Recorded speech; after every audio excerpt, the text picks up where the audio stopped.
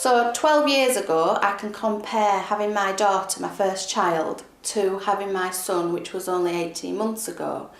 And the changes that have been made in the health services, I don't think are for the better, which you do expect changes to have been for the better when they're made. I mean, obviously I've had a big gap with my children, and I think the level of care was brilliant then.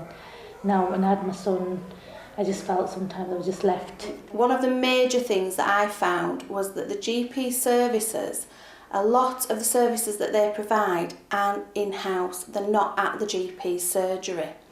For example, your midwife isn't coming from the surgery. She's not somebody that you've known all the way through your pregnancy. There were some midwives who were just brilliant, and then there's some that it's just, you're just a number. You've lost that contact there from when you first become pregnant right through to you bringing your newborn baby home from the hospital. On the first pregnancy, where I had a caesarean section, they were brilliant with me.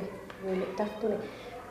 This is in the delivery suite. When you get to the actual maternity ward, it's a different story altogether. There's just no care left over there. And it's not because the care's not there, it's because there's just lack of resource. They didn't know that I'd had quite a difficult birth that resulted in an emergency caesarean. And I found it quite difficult having to recall that and having to tell them about it and go through that again with them.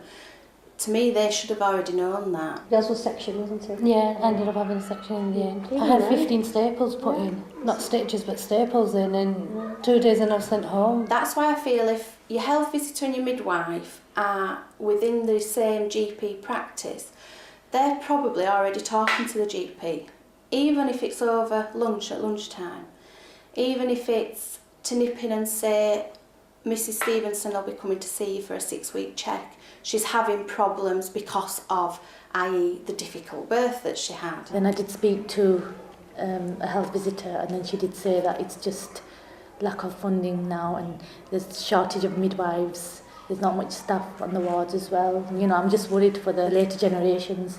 I just hope it's better for them. It's simple, just communicating face to face rather than having to rely on somebody, making sure that they've sent you notes, making sure that they've even read your notes firstly. And I just think if it's all under the same roof, it's so much easier for them to communicate and to pass on this information.